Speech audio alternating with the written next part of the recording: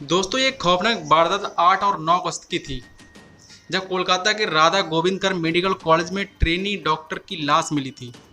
इस डॉक्टर की उम्र करीब 31 वर्ष की थी, जो उस दिन रात 3 और डॉक्टर के साथ नाइट ड्यूटी पर थी। कोलकाता के आरजी कर मेडिकल कॉलेज में लेडी डॉक्टर से रेप और मर्डर के केस के बाद जहां देश भर में चिकित्साओं में आक्रोश पैदा हो गया है, तो वहीं इस घटना के बाद एक बार फिर महिला सुरक्षा जैसे मामलों में पुलिसकर्मी चूक को लेकर सवाल उठने लगे हैं। दुष्कर्म और हत्या के इस केस में कई खुलासे हुए हैं। वहीं कोलकाता में रेप और मर्डर का शिकार हुई लेडी डॉक्टर के परिजनों को पुलिस ने पोस्टमार्टम रिपोर्ट सौंप दी है।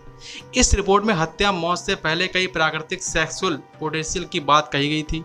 इसमें बताया गया है कि पीड़िता की हत्या गला घोंटकर हुई थी। उससे पहले उसके साथ बलात्कार जैसी वारदात हुई। आरोपी ने 2 बार उसका गला घोंटा था। उसकी मौत सुबह 3 से 5 बजे के बीच हुई है। तो नमस्कार, सत्यकाल, मैं आनंद और एक क्राइम स्टोरी से आपसे प्रस्तुत हूँ। वीडियो चलती वीडियो को लाइक और इसे आप जरूर कर लेना, इससे मेरा हौसला बढ़ता रहे। तो विस्तार से बताते कि पूरी कहानी क्या है। दोस्तों, पुलिस सूत्रों का कहना है कि आरोपी अपराधी संजय राव शराब पीकर अश्लील फिल्में देखने का आदी था। वारदात वाली रात को वो अस्पताल के अंदर कई बार आया था। आरोपी से पूछताछ की गई तो साक्ष्य और सीसीटीवी फुटेज के आधार पर कई सनसनीखेज बातें सामने आई हैं। पुलिस पूछताछ और सीसीटीवी फुटेज के जरिए इस पूरे मामले की टाइमलाइन सामने आई है। साथ ही ये भी है कि अब तक जांच के नतीजे पर पहुंची है पुलिस। ये खौफनाक वारदात 8 और 9 अगस्त की रात की है, जब कोलकाता के राधा गोविंदकर मेडिकल कॉलेज में ट्रेनी डॉक्टर की लाश मिली थी। इस डॉक्टर की उम्र करीब 31 साल थी। उस दिन 3 और डॉक्टर के साथ नाइट ड्यूटी पर थी। इसमें 2 डॉक्टर चेस्ट मेडिकल डिपार्टमेंट के थे और एक ट्रेनी के साथ कर्मचारी अस्पताल के हाउस स्टाफ से था। उस रात को इन सभी डॉक्टर्स और कर्मचारियों के साथ में वो लेडी डॉक्टर काम कर रही थी। दोस्तों, इसके बाद महिला डॉक्टर रात को करीब 2 बजे सोने के लिए अस्पताल के सेमिनार हॉल में चली गई थी। इसके बाद संजय राव पीछे के रास्ते से इस सेमिनार हॉल में आया और पहले उसने इस लड़की को निर्माता से हत्या की और फिर उसका रेप किया। सबसे बड़ी बात तो यह है कि आरोपी ना तो अस्पताल के स्टाफ से था और ना ही किसी मरीज का कोई भी रिश्तेदार था। वो कोलकाता पुलिस के लिए सिविक वॉलंटियर का काम किया करता था।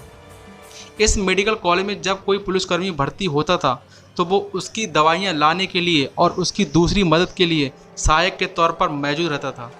लेकिन जिस दिन ये घटना हुई थी उस दिन आरोपी किसी काम से अस्पताल से नहीं था। उस दिन से अस्पताल के पीछे वाले हिस्से में शराब पीने के लिए आया और उसने शराब पीने के बाद अपने मोबाइल फ़ोन में अश्लील वीडियो देखी, फिर वारदात को अंजाम दिया।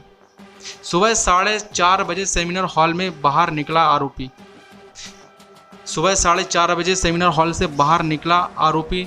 देखा गया कि वारदात को अंजाम देने के बाद आरोपी ने सबूतों को छेड़छाड़ करने की कोशिश की। पुलिस को ऐसे सबूत मिले हैं कि जिसने पता चला है कि आरोपी ने घटनास्थल में खून धब्बे के धोने की कोशिश की थी। दोस्तों, रात 11 बजे संजय अस्पताल की उसी इमारत में मरीज को देखने और एक्सरे कराने के लिए वापस आया था। उस समय उसके साथ मरीज के परिजन भी मौजूद थे। रात करीब 1 बजे संजय और अन्य मरीज की सहायता के लिए उसी इमारत पर लौटा जिसका ऑपरेशन होना था। मदद करने के बाद वह करीब 12:30 बजे अस्पताल परिवार से वापस लौटा। रात 3 बजे संजय आरोपी कर अस्पताल के पीछे मरीज के एक रिश्तेदार के साथ शराब पीने देखा गया था। उन्होंने मरीज के साथ आए शख्स की मदद के लिए पैसे दिए और यूबर बाइक बुक की ताकि वे घर लौट सके। रात करीब 3 बजे संजय चेस्ट मेडिकल बिल्डिंग के 3री मंजिल पर आ गया। कुछ ही मिनटों में वह सेमिनार हॉल में पहुंचा जहां महिला डॉक्टर आराम कर रही थी। संजय ने वहां कातिल तौर पर महिला डॉक्टर के साथ दुष्कर्म किया और हत्या कर दी। लगभग 40 से 45 मिनट बाद वह सेमिनार हॉल से बाहर चला गया।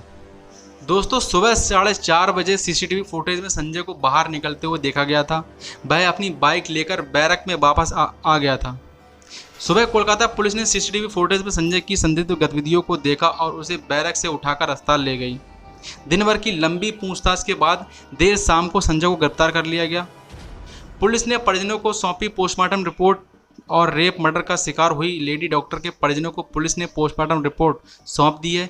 इस रिपोर्ट में हत्या मौत से पहले की गई प्राकृतिक और सेक्सुअल पोटेंशियल की बात कही गई थी। इसमें बताया गया था कि पीड़िता की हत्या गला घोटकर हुई थी। उसमें उसके पहले 7 बलात्कार हुआ था। आरोपी ने 2 बार उसका गला घोटा। इसकी मौत सुबह 3 से 5 बजे के बीच हुई थी। दोस्तों वीडियो अच्छी लगती है वीडियो को लाइक और शेयर जरूर कर लेना।